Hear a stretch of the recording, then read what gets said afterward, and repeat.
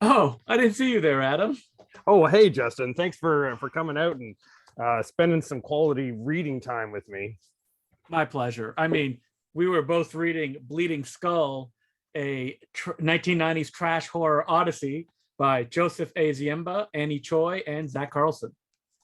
Before this came out, I had read a lot of reviews by Annie Choi a lot. The other two names didn't jump into my attention, but I probably have. I probably have read this Joseph and Annie both write for Bleedingskull. So Zach's if you've read that website, you've read the reviews. Yeah, I almost every time I see a movie that stands out that Bleedingskull posts on their Instagram or anything like that, it usually links to a review by Annie. So that's why I've caught that. They have a specific style. Yes, they do. So yeah, I believe you probably ordered yours on the internet and had yours shipped to you. I did not. I picked it up at the Beguiling in Toronto, Canada. Really? I didn't know that they had it. Oh, that's awesome. They did. Because I didn't know that they had it, I had the Family Friends bookstore in Kingston, the Novel Idea, order it in for me. So that helped me not have to pay the $50 of shipping that it would cost for this very heavy thing to come in the mail. Because I know a few people in Canada who did order it, and I mean, it's bad enough when I get like 2 DVDs in the mail. I know what it's like to get a giant hammer of a book in the mail.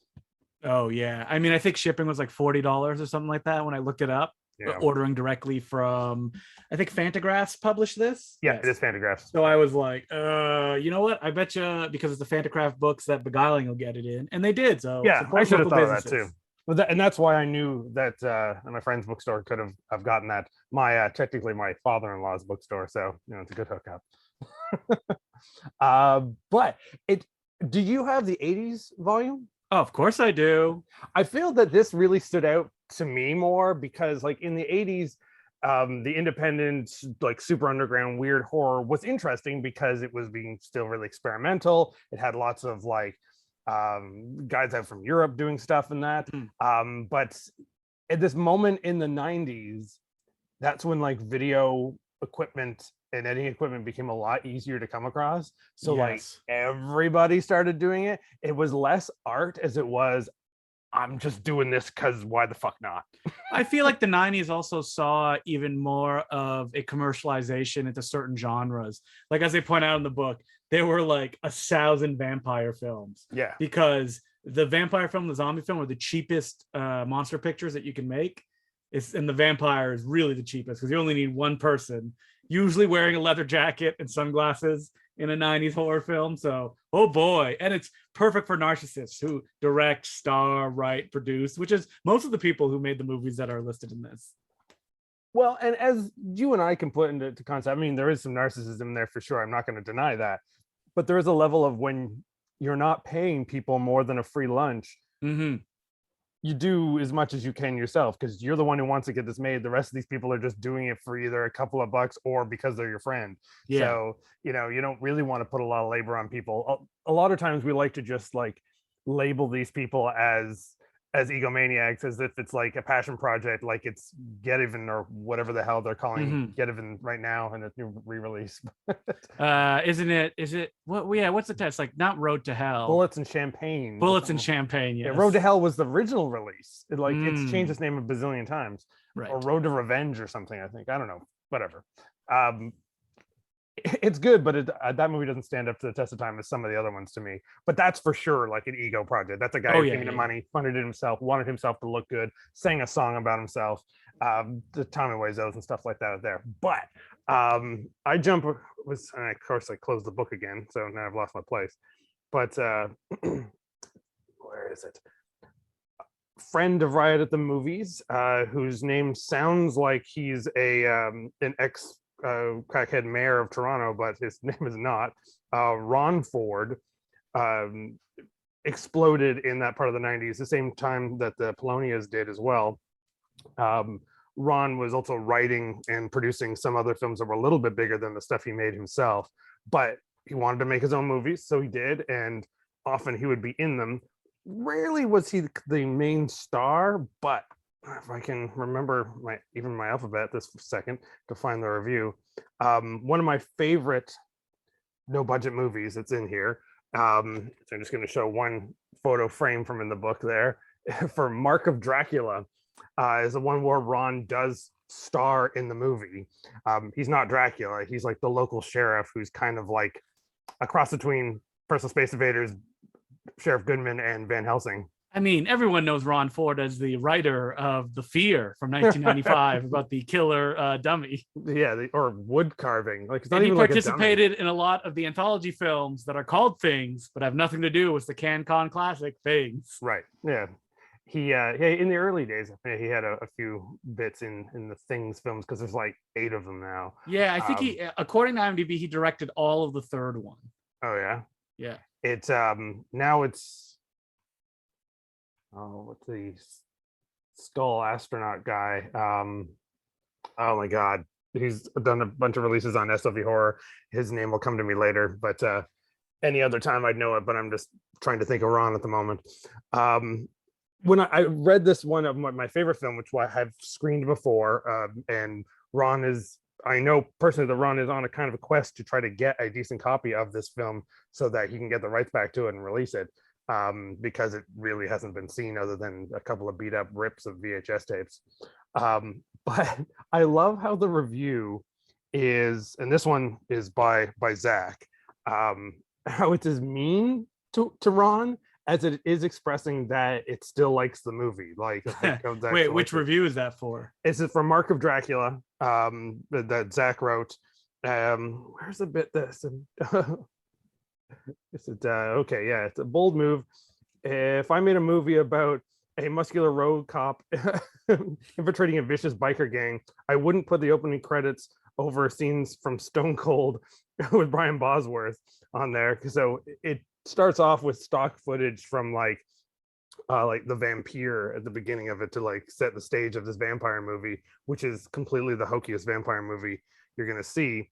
But what is it where he clone? Okay, they clone Dracula, so let's keep that in motion too. That someone clones him, and the scientist who the Dr. Frankenstein who clones Dracula is played by that guy who would later make movies like I think just by Jeff Leroy, the guy who would make all those giant women movies and then made Werewolf. Love Jeffrey Leroy. Rats Scratch Fever. Rat Scratch Fever. Yeah. I think Jeff also made the like Werewolf in a Woman's Prison and all those other spin-offs of that too. Aside, I'm trying to remember where it specifically like explains Ron as being like this oh yeah, this is rub chunky, everything's just rubbing chunky red oatmeal over a plastic baby doll to show a dead baby. Remember when you did that? What did I do it for?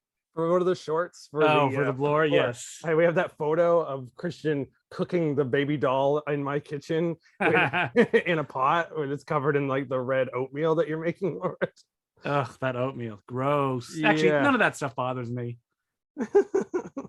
So when you picked up Bleedingskull, I think that when we first grabbed it, both of us, we were like, oh, is it going to be like all movies that we know? Were there any surprises where you're like, I've never heard of that before? Yeah, there's definitely a couple in here that have made me want to look up who these people are. Like a lot of them, there's a lot of like the weird, rare stuff that I'm glad they put in that normally people would not, like Ron's films and some of the Polonias and some of the Todd Sheets, like the lesser known Todd Sheets. Like I've never seen Whispers in the Gloom. I didn't even know of it by Todd Sheets, his alien invasion movie from. I mean, Todd Sheets has like 300 movies, so right? So I mean, odds of me not knowing. Yeah, but right beside that though, there's a movie called Werewolf of Ohio. Who did that? A guy just called John Smith, which sounds like the fakest name ever. It doesn't sound like a real person. They make a point that the movie only runs like 30 minutes. It's only a short film. Okay, this is the concept. This is what I feel for these type of filmmakers, and they really state it here. Again, this one's written by Zach. Is they would go on to make features like Farmer Joe, Teen Suicide, who keeps feeding grandpa and the razor without any regard for non-existent distribution or even public interest for that matter. That being said, I would still punch myself in the groin 1,000 times to get a single VHS copy release of any of these titles. Would you are you someone who's explored the work of David the Rock Nelson? I attempted for like one or two, like I've seen Devil Ant, and I saw like a Dracula versus It's a Devil Ant. Yeah, and there's like 2 sequels to it, so it's made me kind of curious of that. But you get the point. Like I'm glad that I saw those, but I know there's again a million of them. And there's also the issue of ever adding Dave the Rock Nelson on Facebook, and then you just, oh no, don't do it. Yeah, he'll never stop. He's not directly messaging you. He just sort of like messages everyone about everything all the time. That's kind of like adding I had it in front of me a second ago, Kevin J. Leidmus on the director of Back from Hell and Legion of Doom. That's Matt Jasel. Oh, is that Matt Jasel? Oh, yeah. Maybe I got him confused with somebody else. Yeah, I believe the last time I actually saw you in person, we had that same mistake in there. Same conversation. Didn't they both work on, like, speaking of Ron Ford, like those Alien Agenda movies together, and they all like collaborated on them? Yeah, because I think those were all like people sending in their stuff. Or, well, I don't know, they might all be from the same kind of part of the world. But yeah, the Alien Agenda ones, at least the first 2 had a lot by Ron on those as well. Actually, I think that's how I kind of first connected with Ron. One of my like live, not tweets because I don't use Twitter, but like live posts of doing like 12 movie reviews. Someone had sent me that. Actually, I believe that was actually probably Ben Ruffett who posted and said you should watch this one, because he had all of them on VHS, of course. But when I posted about that, I got a response from a random person who didn't follow me who said, oh, hey, I'm roommates with one of the people in that movie. And then they talked about Ron, which then led me post about it, which made people explain who Ron was to me, which I think that's how Ron and I... Wait, didn't you do a day where you watched like 4 Alien Agenda films? Is that what you're talking about? Where you're like, no, I'm dying. I didn't watch all the Alien Agenda films, but they're all anthologies. So there's probably like 4 stories in that one. Yeah. I was gonna say I watched the one with Debbie Rochon, but there's 2 of them with Debbie Rochon, so I can't remember what the title was of that one. There's titles in here that I'm like, I've never heard of. Like, have you Colony Mutation? Does that ring a bell? Well, I mean, it could, because some of these movies are so the bizarre generic titles that it could, and I just never knew. But off the top of my head, no. There's a slasher called The Catcher that I've never heard of, that Joe Estevez shows up in the first 5 minutes. He's the abusive father. The flashback things. And there's I love the amount of these that look like they're just made by a bunch of like emo high school kids. One, Nick Millard, I've definitely heard that name before. You never heard of? I think it's Nick Millard, isn't it? Nick Millard, yeah. He's the one who he made porno and really bad horror movies with his wife and mother. Crazy Fat Ethel movies? Yeah, Crazy Fat Ethel. Oh, okay. Because that's when I thought that. I was like, Nick Millard, I do know that name. It's because, but then I saw the picture for this movie, but it's made in '99, so it's, old Nick Miller probably had a bunch of kids come over to his house and say, hey, let's make a movie. It's like those the guy who did Astro Zombies, when he had that like comeback in like Ted V. Michaels. Yeah, when Ted V. Michaels had that comeback in the mid 2000s. It's because he was like letting like every like metalhead kid live in his giant house, and so they were kind of pushing for these movies to be made. So this old guy's just like, okay, sure. And it's when come to my sex dungeon, which he did have. Yeah, which have you seen that? I'm so stuck with Jonathan Ross, his TV series from the 80s, that Incredibly Strange Film Show. Yeah, I've seen it. He does that great episode where he goes to Ted V. Michaels' castle, and Ted V. Michaels just wanders around playing accordion and does weird things.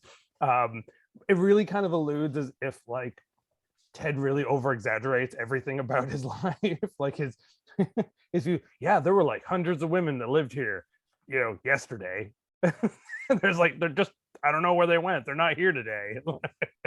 Oh man, something I love about this book is how much text is spent on the filmography of friend of yours, Todd Cook. Oh yeah, there's a lot of stuff in there. There's a review, I think it's probably the funniest review in the book, for Lisa Cook's Deadly Workout, which includes like a sex scene with Todd Cook and his wife. It- Ugh, the way it's described. On a lot of the like Facebook groups that really love shot on video stuff, there's like this fan group for his ex-wife, which is very weird because Sorry, like, yeah, ex-wife. yeah, I believe she is now. Yeah, I think that's a fact, but I don't really dwell deep into the personal relationship Listen, lives of these showbiz completely romances non-celebrities. don't last, so it makes sense. that Showbiz it would have to romance, yeah, end. you know, because superstars that they were. But anyway, the fact that Nick Millard cover that it looks like this, that's his vampire in Las Vegas. I'm just holding up the picture for you there, and I'm like that. I mean, I get it now when I think about all the orange tomato paste that was blood in the Crazy Fat Ethel movies, and that the werewolf would look like that. Oh boy. Oh, just falling asleep from it. Excitement. From all the excitement of Bleedingskull. Yeah. And of course, because of the comeback, there's a lot of like early wave films in here. Oh, and Die Hard Dracula to stay with the vampire thing. Yeah, I put that in my list to watch. I've never seen it. It sounds like fun, especially with Bruce Glover as like the Van Helsing figure. Yeah, I mean, if no one told you that's who it was, like the first two times I saw it, I didn't know that it was him, so it wasn't funny at the time. But what is funny is the first 5 minutes of that movie. The first 5 minutes, and if you get around to 10 minutes where it starts to get into the actual plot and you don't care, you're not missing anything after. Isn't that like is the coffin like fly around in the first Yeah, 5 minutes? Yeah, Okay. it's like riding in the coffin view as it flies to America. Great. That's quality entertainment right there. Does get into the violent shits, and we got Zombie 90 in there, the greatest dubbed film of all time. No movie next to maybe Ricky O has a better dubbed audio track. I'm looking here, and I think the movie's called In the Woods. Yeah, have you ever heard of that one from 19? Because it has awesome photos. Yeah, of like monsters and stuff. And evidently those monsters only happen like 2 or 3 times ever in it. But it has also a great cover. It had a release on Blu-ray not too long ago. Mm-hmm. And the cover looks great, and it's made me really, really curious. But I have it had a release on Blu-ray. I didn't hear about that, unless I'm mixing it up. But there was some like maybe Makeflix or something like that. I don't know. But I've seen people posting. It could be maybe a European thing. Oh yeah, I see here. It has a terrible cover. It's just like very generic, and it's clearly on like Pendulum Picture presents 50 movies collection. Oh no, that's not what I'm thinking of. But No? well, I'll flash a picture on the screen if I find it, and if I don't find it, that means the picture didn't flash up. So if the picture doesn't flash up on the screen, I'm looking for like photos of it. Like, is it shot on mini DV? Because the images look like they're shot on film. Yeah, this is the one. It's in the woods. It looks like because it's shot on film. It could also have that illusion like Winter Beast does when you sometimes see things that look like, oh, that's on a higher quality film stock than the last 2 seconds of the film. Yeah, well, in Winter Beast, they shot on 16 millimeter and 8 millimeter, Super 8. There was a mixture of both of them. I'm gonna add this to my list of stuff I need to watch because I keep flipping through and being like, what is this? What other ones? Of course, you look that up and you get a terrible Meryl Streep movie that's a Sleeping Beauty type movie. Yeah, let's see here. It's 3 stars from our friend Chris Brown. Oh, he says it's really boring until the monster shows up. Yeah, and I've heard that from other people too. But who knows? All right, I will add it to my list of stuff that I need to watch. Have you ever watched any of the movies that the guy who made Beyond Dream's Door made afterwards? Not counting Transfers 5, and not counting Things 2. He actually has a short in one of the first 2 Things movies. And he also made it's like the worst full moon movie of all time. They talk about it in the book. It's like Necrophage or something like that. Yeah, which I don't think I've ever actually seen. I do know he had a movie that came out like a few years ago, which had like great like indie thing of like, oh my god, it's over 2 hours long. Oh, Demonicus is what I was thinking of. Oh yeah, I would say I do own a copy of Demonicus, that's the people go out to a mountainside and they find in a cave, obviously dollar store plastic armor, but it's an armor of a ancient like warrior. Yeah, he made a movie called Asylum of Darkness that has the bravery of being 117 minutes. again, it's funny with some of these like generic titles, like even when just looking up Into the Woods, I found Within the Woods, which is that, the shorts from Bruce Campbell and Sam Raimi beforehand. So Yeah. it's just like some of these all blur together and I'm like, have I seen them? Have I not? Into the Woods is a terrible title. Like people will instantly forget it. Yeah, absolutely. Well, it's just I think why when certain people go, oh, look at these couple of shots from the movie. How have I never seen this? And then you realize, oh, it's because it's called Into the Woods. And how would good titles? Jacko, Jugular Wine, Killer Nerd, LA AIDS Jabber. Yeah, that's an okay one, but not Saurians. A good movie. Yeah. Here's one that you actually gave me a copy of just recently, Savage Harvest, which was played at the big VHS event at the Mahong this summer. But is it Mahong? I've been calling it Mahoning all this time. You're probably right. Every time I look at it, I think because I think it's funny. You're usually the one that puts the weird syllable sections and things. But as I said that, I'm like, I think I was corrected on that because I think of like a theater, so it makes me think of like the Chinese theater where everyone put their handprints. So my voice wants to put an Asian accent on it, but I think Mahoning is right. That's God, I want to go to that so bad. And well, America can come to Canada now, but we can't go to America yet. Yeah, it was weird. Teen Ape himself was in town yesterday, and I was like, "Get out of our mall! Get back to your country, Teen Ape." Teen Ape himself. Yeah. We won't, say his name so people don't, track him down. But I was surprised at how much love this book gives to the films of Steve Latshaw, director of Jacko. What other titles of his should I know? Death Mask is one from the late '90s. Have you ever heard of that one? Geez, you say it and you're like, wow, this title sounds so fake. So I'm thinking of Death Factory, but that was like, no, not the one with like the Freddy Krueger face on it. Mm-hmm. No, Death Mask from 1998. It's about people working at a carnival. He covers his face because he had a sadistic father who burned his face as a child. Oh, well. You haven't seen that one? That just sounds like Scary Movie almost, which was like that carnival one that has not that one with what's his name? Even when you describe it, I'm like, I might have seen it. Let's see here. What else captured my imagination?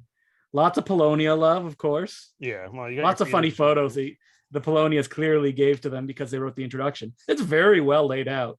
No wonder it took them remember they announced it, oh boy, 3 years ago it was supposed to come out, I think. I had it pre-ordered. And then the date came and went. Well, that's also, 2020 for everybody. Like nothing happened. Oh, no, this was like 2019, I think, that I had it. And it's supposed to be and the other one went out of print. The previous Bleedingskull one, long time ago. My copy's falling apart. The corners got all because it's cheaply printed. So it's pretty big. So you got to bend it over it's heavy because of that. Yeah.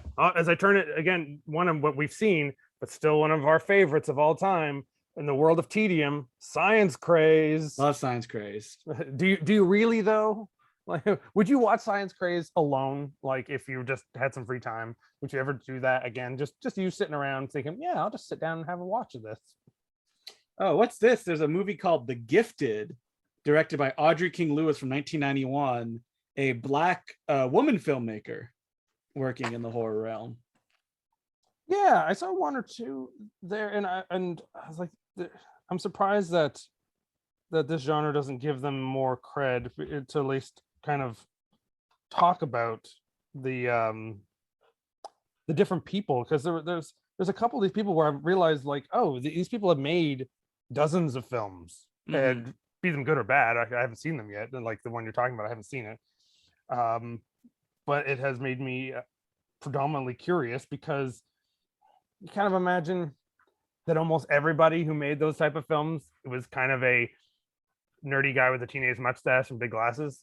So basically Mark Polonia. yeah. Imagine they're all that. Some of them are fat Mark Polonia, some of them are tall Mark Polonia, but they're all kind of that guy. Actually, when you really get down to it, a lot of them were more like Todd Cooks, because the guy who did those crazy metal movies At Dawn It Sleeps and stuff like that. That's one Brian Pollan. Yeah, I saw a friend of ours was raving about At Dawn It Sleeps, and I was like, I've seen Brian Pollan's films. I wasn't shocked that was Ian. I Yeah, that wasn't was shocked Ian. that he was in love. He really wanted to see it, so I lent him my copy, and he Mm. just fell in love with it. But I have a I've got feeling bone sickness. when he wrote that review, I'm kind of imagining how high he probably was at the time too. So Yeah, because he was like, just when I thought it couldn't top itself, that climax. Oh my gosh. And I was like, I gotta see this movie. And I was like flipping through it, and I'm like, it feels like bone sickness, which I do enjoy. It's a little bit more cohesive than Bone Sickness. I thought it was going to be shot on Super 8. I thought I had read that somewhere, and I was like, oh, it's not. It's shot on digital video. I wish I put that in because that's probably like I don't think that's in the 90s anymore. I think he's like 2001, 2002, so it doesn't really count. But bone sickness. Is Bone Sickness in the book? No, I don't think so. That's again, I think that's 2000. Like, 2001 too as well. Yeah, he also did Misty Monday, one of the early Misty Monday movies. He did like the Tomb Raider ripoff. Mm-hmm. I don't think Brian Pollin is. Oh, Reap of Evil is a movie that he made. Let's see if that's in here. 1994. Man, you must have been really young then. Yeah, but probably still kind of look like Dave Mustaine from Megadeth. That's what most of these guys kind of look like. Oh God, an hour and 50 minutes. Oh, it looks like it hasn't been released. It doesn't have one rating on. Have you seen Nigel the Psychopath, aka Playground Massacre, by a guy called Jim Larson? Hoffman, I think, sent that to me once and said I had to watch it until there was like every 5 years. He re-edits the movie out of like bits he finds. Okay. So much so that the killer wears a mask solely so that other people can play it. But even in the movie, as the other cuts happen, sometimes Nigel the Psychopath changes into other people. Like, wow, it's very because of the fact that it's aware that it's going to be constantly re-edited. So by the last one that I saw, the first one, they're all kids when they made it. So the first couple of murders are like little kids being killed. Like this kid having his arm ripped off because they were all kids when they made it. And then they would go back to it and go back to it. And eventually Nigel's killing adults in the movie, but it's only because that's how the film was made. Oh, from the director of Butt Crack the movie. Yeah, the great Troma release there. Yeah, that's a true comedy. Bit of genius there. What else is in here? What else captured your imagination? You got lots of tempeh stuff in there. Love it. Seen it all though. Give me something else in tempeh. I'm very familiar with it. Oh, and the guy that I wish I loved more because people do love him for some reason, Donald Farmer.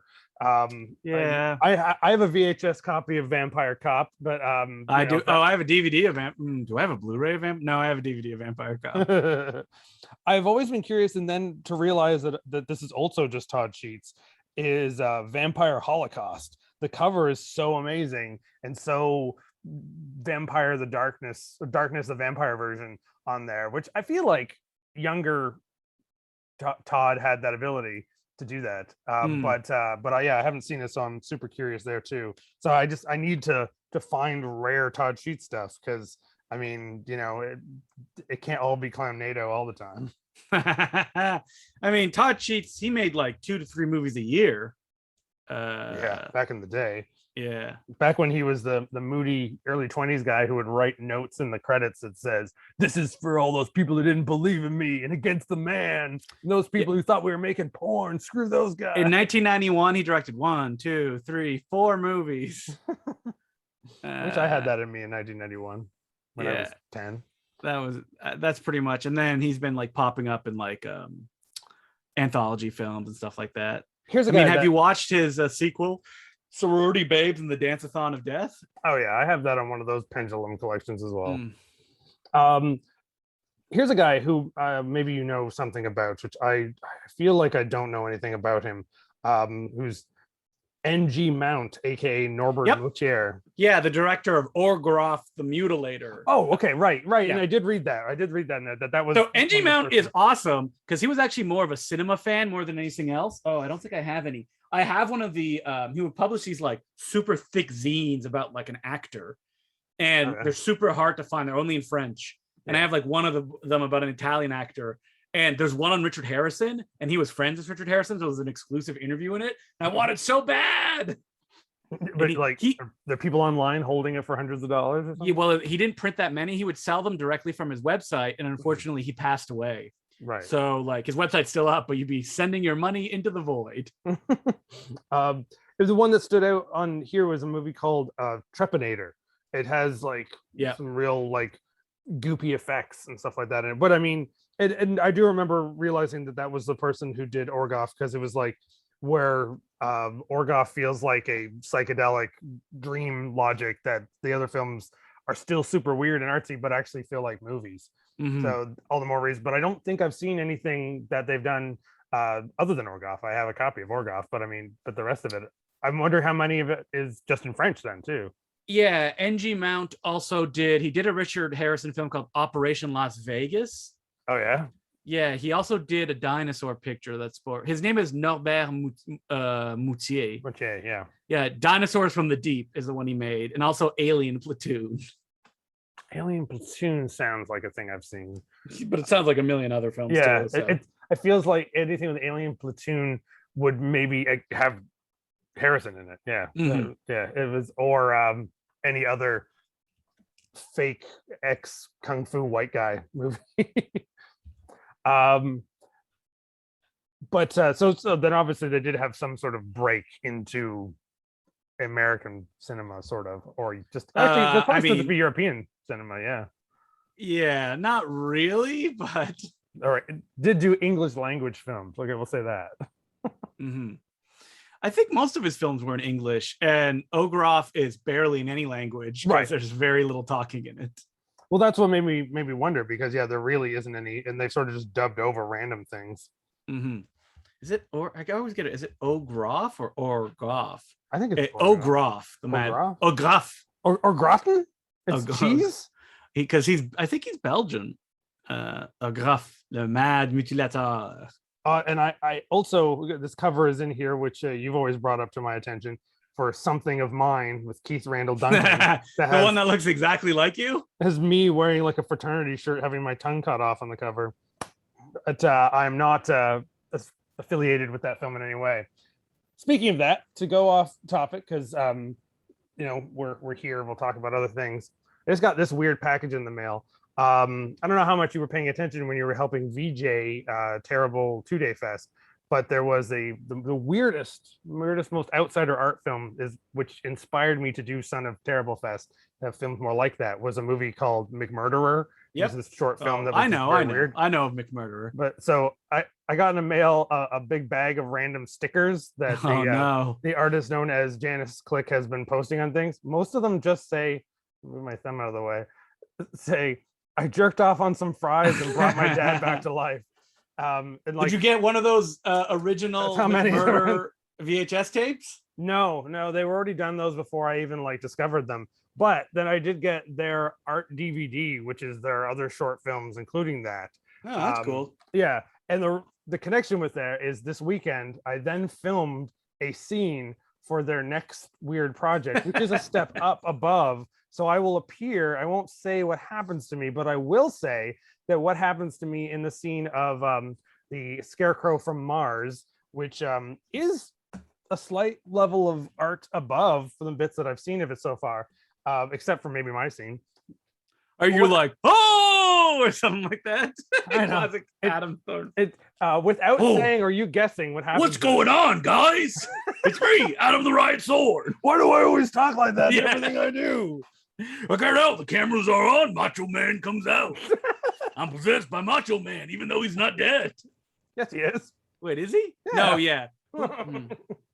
Was I thinking so? Yeah. All right, then I'm possessed by Macho Man. What are you gonna do? Listen, what you gonna do? That's when you're possessed by Hulk. I'm doing my due diligence. Yeah, I wish that was better than it was. That's let me know how you survived that one. I mean, he made it when he was a kid. It's shot on Super 8, so that goes a long way for me. It's a lot like Nigel the Psychopath that I mentioned. There's a lot of similarities between those films, as in you watch it and don't really know what's going on. 1984, $1,000 by a 15-year-old Tim Ritter. Yeah, so before the Tim Ritter do Truth or Dare. He did Sharks of the Corn, right? Yeah. Ugh. Yeah, it wasn't that great, but I mean, No. Tim doesn't care. Tim's just happy every time that Elijah Wood is on a talk show and mentions Truth or Dare. Well, when he mentioned the new one, Truth or Dare Part 14, cruising back in style. There's even like 2 Truth or Dare 2s. So Isn't one of them unofficial? Yeah, that, like the distribution company did it. Yeah, I believe he's connected with Wicked Games, but it's now just called Wicked Games when it gets released. And then there was like the Truth or Dare 2, the Phantom Rider or something. Is Wicked Games the one that was supposed to be a sequel? Which is the one that was supposed to be a sequel to I Spit on Your Grave? And then they had to redub the character's name afterwards. Savage Vengeance. Savage Vengeance. And that, who directed that one? Is that Donald Farmer? I think it is. I just saw that in the book. It had that was released in a series of Camille Keaton of cases that had the woman in a random model wearing ripped jeans, and then some of them said, "I piss and spit and puke on your grave." Like they just put weird titles on. There was like 5 stock photos that were sort of like the cover of I Spit on Your Grave, and they all had bizarre titles like that. But then also have a more known geeky title that's more generic, like Whoa, what's Psycho Scarecrow? That's also on all those collection of Pendulum releases and all that stuff in the Mill Creeks. Not as great as it should be. No, I hear Psycho Scarecrow has a great premise, but not so great everything else. Yeah, right. Straight out says that on there. Yeah. I believe that's one of the many horror tropes from low budget to big budget, where a bunch of criminals have just robbed a bank and now they've gone off into the woods to hide. But when they go into the woods to hide, they decide that something's after them. But is it themselves? Is it their own envy? Or is it something watching them from outside? It's like, how many times have you seen that movie? What's your opinion of Psycho Pike? The first episodes we did on Zoom like this, I'm wearing a Psycho Pike shirt. So I mean, oh really? That director's still MIA, right? Like no one knows where he is. Somebody said he reached out to me claiming they knew the director and they wanted us to play Psycho Pike. Oh, so it wasn't them. Because when we talked on the summer episode, you thought you got a message from them. And I said, I bet it's fake. I bet you got faked out. And you're like, yeah, probably. Yeah, Psycho Pike. Let me see here. Joe Moho shared it with me. It's like Joe Moho. That sounds fake too. Something things related. Yeah, I actually don't have the email from the guy. That's weird. Why you gotta be so thing related? Yeah, I just have shared Psycho Pike, and the copy he had shared with me was the one that's all over the place. That's like the work print because the film never came out officially. I'm pretty sure that's all that exists. But there's so many different options and things to find in here that would go on forever. I feel like because it's the VHS era, it's even more underground. Some of the big classics of there, like Death Row Diner and Video Violence, I think they're still from the 80s. So those were maybe referenced in the last book, but the early camp motion picture stuff. Mm-hmm. But there's just this moment in the 90s where like every guy figured they could do their own thing. And they also knew that they could self-release it and that random video stores would pick them up. So therefore they didn't have to be censored. Put it in the back of like Fangoria magazine or those like thick alternative cinema things that would go out. Mm-hmm. How could they sell enough copies? That's what like someone would share with me. Like it's $50 and you just send it out hoping to receive a tape of like, I don't know, Moonchild, Todd Sheets Moonchild. Another one from the early stuff that people really like that I've never seen. I haven't come across any. I don't think there's ever been a re-release of Moonchild. I don't think there's ever been a DVD or anything of that. Well, I'm excited. You just opened screen sharing. You're about to show a clip show. 11 minutes. Well, yeah, it's stuff we could talk about. But okay. It's as we were discussing this book and all the weird things in here. There are a couple of things from the 90s that are not in here because really they weren't discovered and they're only being discovered now. One that I didn't put in there, which Damon Foster, which was that weird kung fu guy who made a bunch of witches horror Attack of the Demon. Yeah, Age of the Demons. Age of the Demons. Right, and then did another movie that's called like Witches, Ghouls, and Dragons, which is like someone gets superimposed into a Dungeons and Dragons game. And then Android Man, where they made that was one of their first ones when they made their own tokusatsu because they, like Troma, spent one weekend in Japan and thought, they understood the culture. Well, that guy became like a Japanese like English interpreter, didn't he, in Japan? Because he's on like some Godzilla sets and stuff like that. Yeah, and then did a whole bunch of like weird like Asian films where they dub them and release them as comedy edits and stuff like that. But I think then they also just became this like weird metalhead after that. Like if you Yeah, look because I remember last time we weird talked shit. about him, I was looking at his blog and he had done like custom versions of movies with like subtitles and stuff like that. But like they were in his own weird way, and like had made that one movie that I don't know what it's originally called, but changed the title to Wu-Tang versus Batman. But so I'm curious, but I'm not $45 after shipping curious. But around the time that we started talking about him, Posterot, that one VHS underground label out of New York, released a bunch of his stuff. But then it also got us hunting, both you and I, at some weird people. And there's this one guy who sent a film to you, I guess. I guess they sent their film to you. I don't know if you found it. The movie Monster Man? You had some contact with them. Oh, yeah, definitely. Monster Man. Yeah, I love that movie. Conrad Brooks, giant purple ninja. With the grimace ninja that's in there. No, Conrad Brooks has never been in a bad movie. Right. That's science. Like, like Baby Ghost. Yeah. Great stuff. Wait, have you seen that director's other film? It's like a really wild, like zombie picture that I had the title Corpses.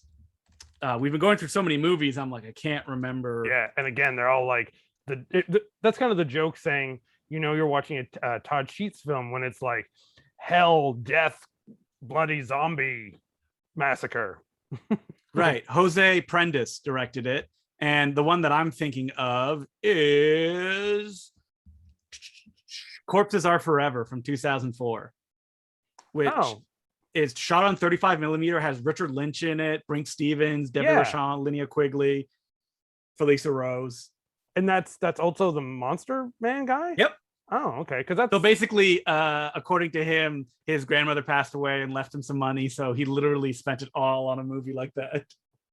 Well, I've put some clips of Monster Man in the clip show. Oh, nice. So a scene that feels badly like you and I wrote it. What are you doing here? Hacks. Hacks. Look, I've come to set you free. Yeah, right. Maybe I'm not. That's what I came here to do. Getting it to only be responsible for winning or born, so I'm as good as dead. So this scene just cuts with him in a bathroom, and one of the evil ninjas comes to speak to him, and it. Well, are you guys so quick to betray each other?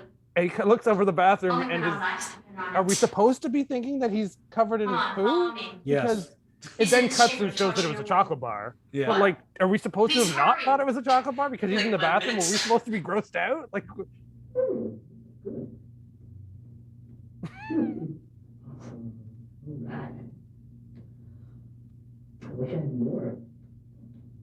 This movie is a level of weirder than most of those in that book, but this is how most of those movies in that book look. Yeah, this movie's really weird, and that's why it's funny too. And this movie, that movie's packed with like crazy gunfights where he's like, oh! Well, and here's an example of his skilled moves in his martial arts, and that annoying sound effect that's constantly. Love it. In the movie. Oh!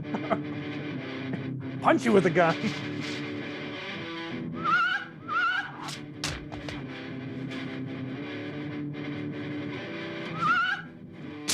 Listen, I'm not gonna spoil anything, but this movie may be coming to a certain Blu-ray label with Corpses Are Forever. What? Yep. This Jose's really nice. He invited me on. What will be the main title though? Monster Man. He invited you to what? He invited me on his YouTube channel because he has like a Blu-ray collecting channel with like, he's friends with like Cool Duder and Wet Movie, the Blu-ray kings. And as we were talking about stuff, he revealed to me he was a filmmaker, and he works a lot with Asylum because he wrote like the Terminators. He actually directed. That's from the early days of them too. Yeah, and he's about to direct a new movie with them, I believe. I don't know if that's on the down low yet, but I don't think Asylum watches this. Well, we just said he wrote one and something's happening. And Yeah, he maybe directed one too. Let me look at his IMDb. I have it on my shelf because I got the Blu-ray. And he's like, I tried to make it good. The Haunting of Whaley say that every House. time I make anything. I tried to make it good. The Haunting of Whaley House is what it was called. Oh, Have you seen that one? no, but I just saw someone post about that actually. Maybe But it was he- Cool Duder, in fact. Is Cool Duder in that? Yes, he is. Yeah, okay. That's and to say that he's Cool Duder's friend, if you want to be Cool Duder's friend, you can be Cool Duder's friend. It's Yeah, he's good friends though. I think that I'm not familiar with. I know of Cool Duder. I can't say that I've. he's a very friendly person. He'll talk to you for forever. Jose wrote Mega Shark versus Mecha Shark. Whoa, I have that on Blu-ray. I do too, because it was a dollar store staple. Exactly.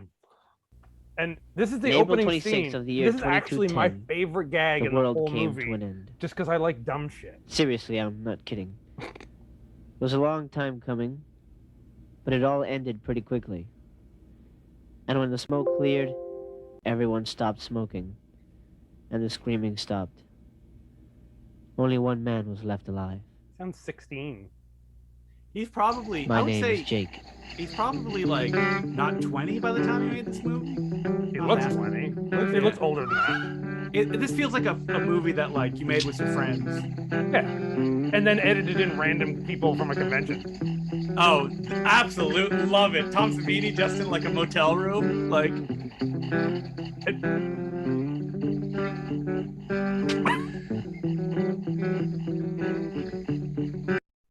That yeah, the Tom Savini is obviously in some motel room from some convention. They film in Linnea Quigley, which is almost exactly like how I've added Bob in last minute into Muppet Pastor by having him lay in bed and just talk from under the blankets so he didn't have to be in a costume, so it looked like he was in bed. Yeah. But now the gag that made you have to tell me about this movie to message me and say, it's not the Monster Man with the big monster truck. It's completely That's Monster Man. This is the Monster Man. Man. Like the Suicide Squad. Right. Yeah, exactly. Both have Margot Robbie in it, you know. And wait, no. Yeah, this movie also has. She plays a ninja in the scene we're about to see. Because I know what scene you're going to show me.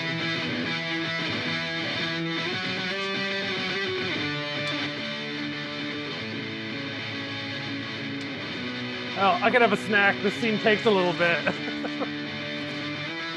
I don't know how he was able to keep this scene so long in this. It is so long. Well, there's cuts in it, so like, you know. No, but there's one shot that's super long and it like zooms in and you can see like the wind is starting to pick up and a smile is coming onto his face because he can't help it. I'm just gonna eat my half moon.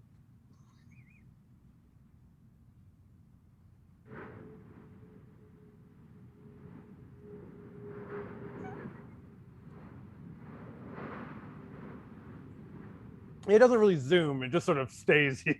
Oh, I thought it did. Yeah, it doesn't zoom because he's not on the camera. Right, the camera's just Look at his smile. He's breaking. He's breaking. Yeah. Your mind eventually made more motion happen in this scene than actually Yeah, for some happened. reason I imagine it like zooming in. We're gonna have to remake it. It's in the camera. Love it.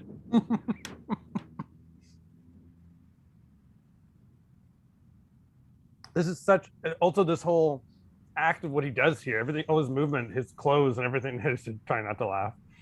It seems like a 1990s wrestling fan. It's like a backyard wrestling video. He should have given him the stunner. Basically, he does.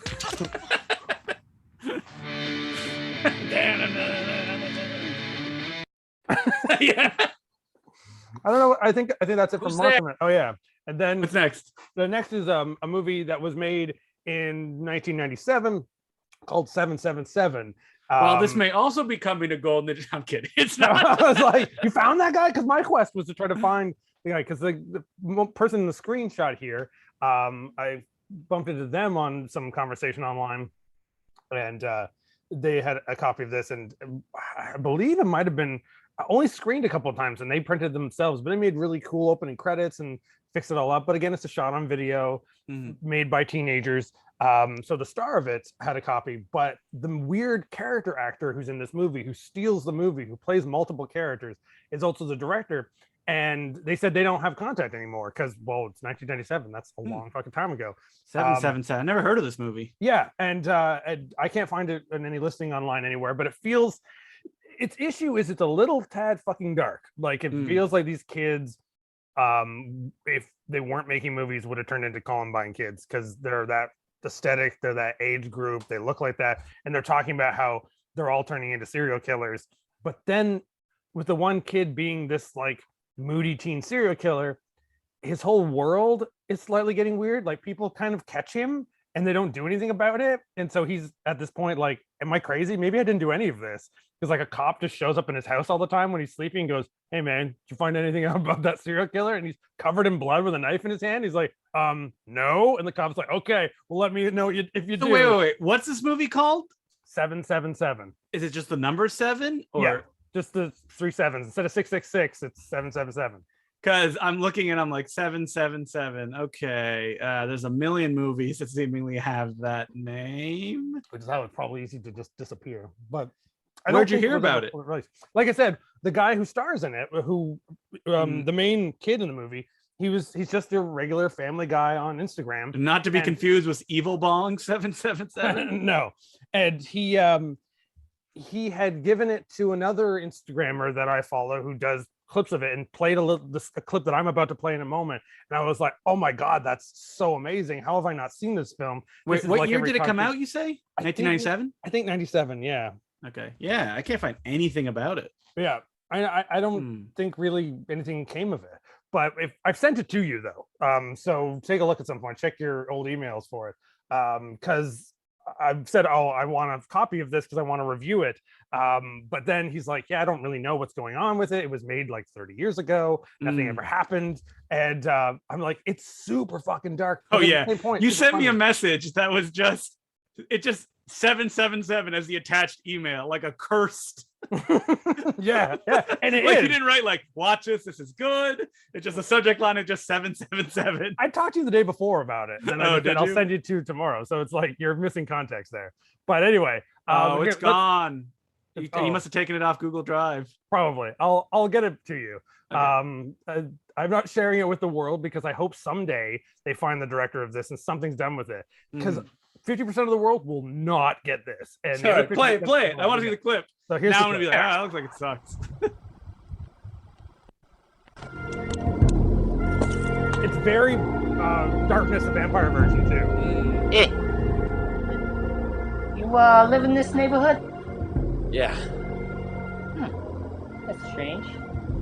Cause I never seen you around. What were you doing out so late? Just taking a walk. Get that, fellas? We know where you were. Oh, don't act surprised, Rob. You paid a little visit to Mike Davidson, didn't you? What's with your shirt? Huh? Opposite? Huh?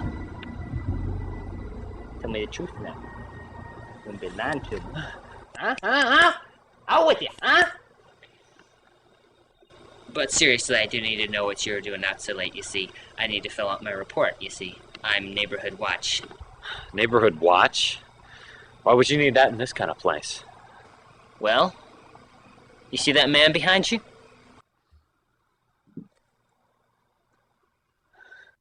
No. The one with the glasses. Over there.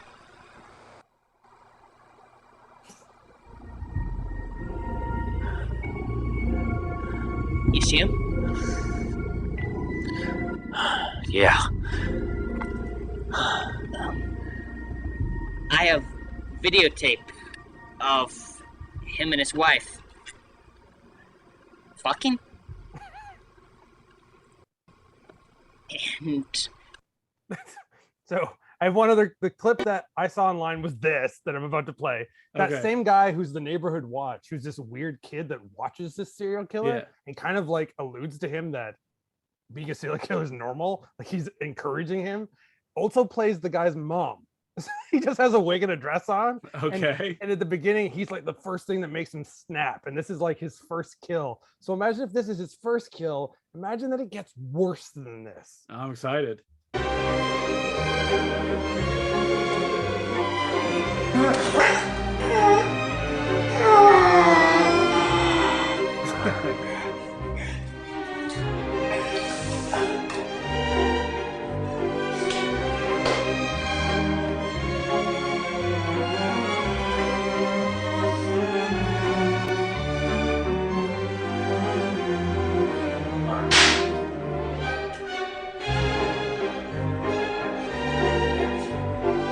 Shit, where is it? Oh, man.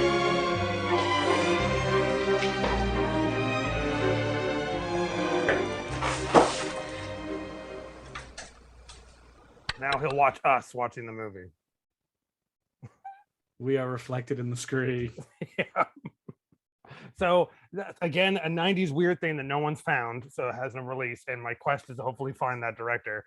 But it's fucked, but it also is again this just teens making a movie, but teens who put a lot of effort into making a homemade movie on VHS. It edited quite well, has fancy credits, has some cool music, some of it probably public domain or stolen shit, but you know, whatever. Shit, don't tell. What else did I add to this? Because we got like 3 or 4 more minutes. Let's see. Just whatever. Just full male nudity. Just flopping down. Yeah. Probably put a big gap in here for a reason to remind me. Oh. Teenage. Not teenage, oddly enough. Okay.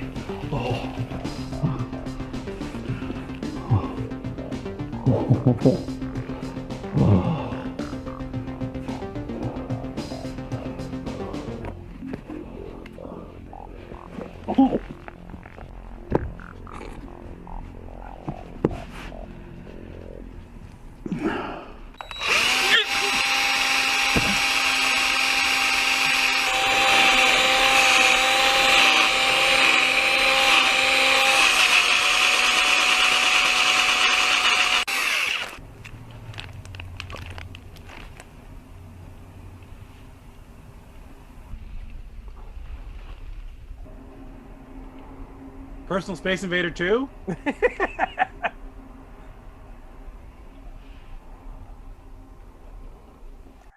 It's a movie that's brand new that's called Casting Call Slaughter 2. There is a part 1. There's lots of reasons to not like this because it uses that VHS filter. Yeah, that's a big part of it. It's trying to be the late 80s because it's about a porn director trying to do an artistic porn shoot, and an anti-porn monkey man wants to drill them all. I like that. There's weird concepts, like weird effects on there where they have there's bandages all over the drill, so it's like they were using someone's drill and didn't want to get it dirty. For some reason it's mummified so they could give it back. It's really funny. It's very self-aware. The director Amir, he sent this. Well, actually, I actually downloaded it from him because he sent me a couple of things in the past. On the very first Terrible 2-Day Fest, I played one of his short films, and since then he's done like 6 movies since then. Oh my god! And he's releasing one for Halloween called Killers versus Killers, where the random mass. Oh, you talked about this one, yeah. Together. Some of his movies are serious. Some of his movies are funny, which is weird. And when they're funny, they're like bonkers funny. Mm-hmm. So, but the problem, I was going to stream this for Son of Terrible Fest, but there's so much nudity in it. There's so much like sort of a dark slut shaming murderer in the killer. Ooh, like, yeah. Imagine if everything that we joked about Personal Space Invader, if we actually did that. Like all the things that we're like, it'd be funny if they did this next, and that's stupid, we won't do it. But at no point did he say that's stupid, he just did it. He didn't have a Justin to be like, no, Adam, no, Bob. Yeah. Well, actually, sometimes the more grosser ideas came from you, but you weren't really meaning to do it. You would just say, and then what if they like, did something in this guy's butt? Like, I've never said that. You talked about butts a lot. Yeah, butts are funny. There's the stereotypical Justin DeClue thing. It's like, yeah, but what if Eddie got hit by a train? But then what if he got hit by a train that was shaped like I a know where dildo? But what if he was shaped by a No. dildo train from space? No. Dildo. I've never said anything like that. I'm all about shitting Right. and like uncontrollable shitting. No gay panic or dildo stuff, which is good. Just shitting. Just what if you couldn't stop pooping, which is also a very real disease. So I don't want to make fun of it. Unless it's just a little bit. Like, oh, in like a big public situation. Comedy. I'm gonna get a bunch of big stickers and I'm gonna put them up inside stalls of public bathrooms to just say diarrhea. Not so funny now, is it? That's good. You should do that. Wait, when is funny to terrible? honestly. When is Son of Terrible 2-Day Fest? September 1st, 8 till midnight. Woo, it's coming soon. Coming soon to an internet near you. But to show just how weird this gets, and they did the same thing that the Scarecrow from Mars, the Janice Click film, where I appear in it and do something really gross. All right, Adam. We know you're in Scarecrow from Mars. But Mark Brewer, I believe, who's a other B-movie reviewer, he appears in Casting Call and does something so gross in it, in his tiny cameo, that I'm amazed he did it. And his appearance alone is one of the scenes where I was like, yeah, I can't stream this. I can't do that.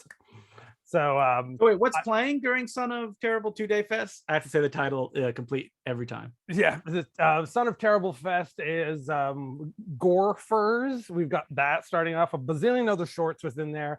The ends with the Trilogy of Trash by Dungeon Entertainment, which I may have thrown a clip in here. I think I did. And in the middle will be a avant-garde nightmare scape called the Gut Rot Tapes Volume 1, which is just absolutely 45 minutes of weirdness. Some of the shorts have already appeared on our Patreon page, where you can see my friend Peter being forced to watch the weirdest of the shorts and be grossed out by them. So if you want, I'm a Patreon subscriber. Are you? And by that I mean not you, Adam. I know you make it. Of course you are, but I've subscribed to myself. I needed to give myself the extra $3. But here's an example of how weird this movie gets, though, which I may do a secret screening of this at sometime soon, but not to the public. And this, I feel, if this Open 24/7 for all your butt plug needs. We've got the Bunny Hill. We've got the Terminator. We even have the Big Bob.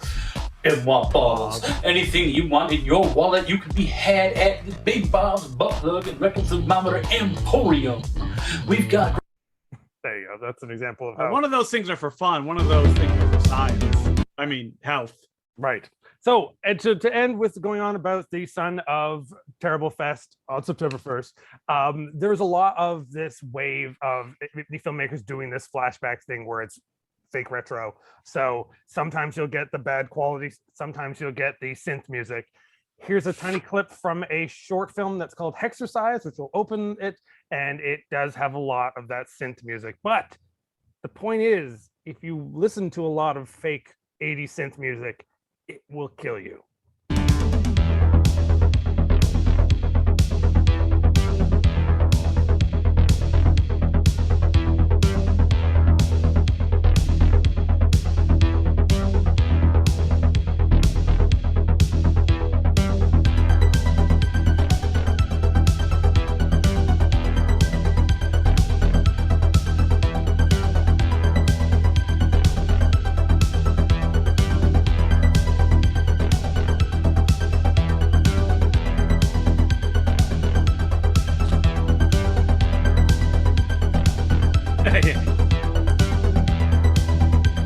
Even though you won't see this movie because it's a short in this book and it was made past the 2000s. Made last year. Yeah.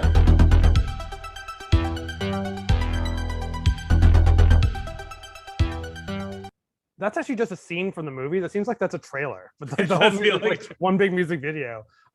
It's funny. It definitely like is mocking the concept that everything is a Turbo Kid movie nowadays. Yeah. But the director of that also did post on our Facebook page saying, "Thanks for having us. I'm just letting everyone know you're going to do one of two things. You're either going to love it or you're going to fucking hate it." That was his comment. And to end the clip shows with a clip from Dungeon Entertainment's Trilogy of Trash. You're gonna have to stay up late if you want to catch this one. It's not gonna play till like 11 o'clock. 11 o'clock. Yeah, I know. Again, it's only 55 minutes long, so you'll still be free before midnight. Phew. But Turn to a pumpkin. Yeah, because after September 1st, it turns into September 2nd. You know what happens at September 2nd? It's officially Halloween. Halloween. Halloween. So wait, why isn't Halloween on September 1st? Because it's Son of Terrible Fest Day. Oh, of course. How could I have forgotten? So yeah, here's the guys that close the night. No context, no explanation. This is just a taste of what you're going to get into. Black screen. Popcorn makes the nightmares go away. Forever. Listen to me here, Johnny. You haven't showered in about a week. Our marriage is in turmoil. You're sleeping with the goddamn thing on your shoulder here. Popcorn, we will be one forever. Popcorn makes the nightmares go away. No. Listen to yourself. You're not even listening to me. You can't even listen to yourself now because of the goddamn bird. Look what that goddamn hellspawn did to my hand. You had it coming. Popcorn. Popcorn stays. Popcorn stay here. That's fine. Are they in front of a green screen in that scene? Yeah. The whole movie is done. That was done during the height of the pandemic. All of it's done in green screen. Love it. Them. The weirdest shit happens to the whole thing. It's funny as fuck all the way through. That's one of the main guys who's the wife there. So he's like, well, I better put my mask on during this to hide my beard. And he sounds like the mom from Bob's Burgers, which just it just sells it for me. So yeah, the Dungeon Entertainment guys have been nothing but fucking funny in the last like 2 years of like releasing like 7 short films that they've been just. I think if you get like 5 movies from SRS, you get one of theirs for free from them. I like that. Same with the Death Toilet guys, but there's a level of like SRS is like, please take them. We don't want them. I think that was their deal. You could order like I got Death Hike from SRS, which is one of their like first shorts, which is a pretty straightforward slasher. The joke is that it's just doing stereotypes. But Trilogy Trash. At first I said, why don't I play that? I have Death Hike. Why don't I play? It's funny, but it's good. And it's kind of a legit slasher. And they're like, no, we want you to play something else. And they sent me Trilogy of Trash, and I was like, oh, I don't get it. This joke's kind of been done. This is kind of that Warlock thing. But like 5 minutes in, you're laughing at their dialogue so hard. They're such funny guys that I was like, I'm sold. I don't even need to know the rest of it. I've since then watched it like 5 times. I'm looking here. They made Death Hike and E.T. and the Hooker Go to Space. I haven't seen that one yet, but E.T. creeps me out. You know that. Yeah. You only like sex E.T. All those E.T. pornos. Even then, that's what I figured. That's what I fear that E.T. go and the Hooker Go to Space is. I feel like based on the title, yes, perhaps. I mean, what else do you do with a hooker in space? Mm-hmm. Play Parcheesi. Ayo. They had a really great Easter special that they did online. They've got some other weird. They have a like a Jason fan film that they do as well. Not to be mistaken with all those millions of other major release Jason fan films. Yes. Yeah. I don't really understand that. I mean, they're not bad, but it's weird that they get such fancy releases. Never Hike Alone in the Snow after September, whatever those titles are called. Yeah.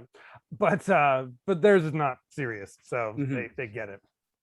Anyway, so that's that. This is see you all on September 1st. And if you get a chance, check this book out. Obviously, you can get it from the Beguiling. So if you can do that, which check out my video on the Beguiling that I posted online because it's one of my favorite places in Toronto. The Beguiling. I'm gonna start saying it like Jerry Lewis. Beguiling. Hey, get your comics at the Beguiling. I love the 50-cent bin. Oh, do they still have it out? That was your lifeline. You love that 50-cent bin. During the pandemic, I would just message them and say, I'm going to show up with $20. You curate something worth $20 for me and it'll trade in the window. You guys curate something and they're like, what trash do we have? I don't know. Just throw it in a bag and give it to Adam. Which happened like 3 times and I loved it all. So it was great. But I was there for Free Comic Book Day last week and still picked up a bunch of 50-cent stuff just because shit's weird. I have a question to end this on, Adam. Are you a fan of Cowboys of Moo Mesa? Yes. I wonder if there's any comic books. That feels like something Yes, that you'd find in your trash bag. I have issues of Cowboys of Moo Mesa. I have original ones from the 90s, and I have from Archie Comics. Archie Comics did Moo Mesa versus Ninja Turtles in space. That was only a couple of years ago. I've got some of those too, so obviously, yes, then I'm a fan. I was gonna say, yeah, it's okay. Just wanted to clear that up. It's no biker mice from Mars, but yes, it does have a great theme song that has that whole like sort of like yodeling cowboy type shtick to it. So it's what brings that up? What made you think of that? I don't know. I was just thinking of shitty comics, and then I thought, you know what? You'd find shitty comic in Cowboys of Moo Mesa, and then I was like, oh, I would like a Cowboys in Moo Mesa toy to accompany my Skeletor that I found. Ooh, the recent one? Yeah, I found it at like Toys R Us for $12. Nice. Canada still has Toys R Us. That's how I knew Teen Ape was in town, because he was taking pictures at Toys R Us at the Dufferin Mall. And I'm like, get out of the Dufferin Mall, Teen Ape. He's like, I'm now at Harborfront. It's a better one. So he's just spreading his American disease everywhere he goes. Ugh, that's what Teen Ape does, though. Yeah. Anyway, thanks for tuning in, Justin. Thanks for releasing Fantagraphs and Bleeding Star and all your wacky people. Bleeding Star? Bleeding Star. That's my new... and I released that book. Yeah, thank me. Yeah, for releasing... Yeah, thank you for releasing that. And thank you for watching. Thank you. Bye. Gotta go back to our reading.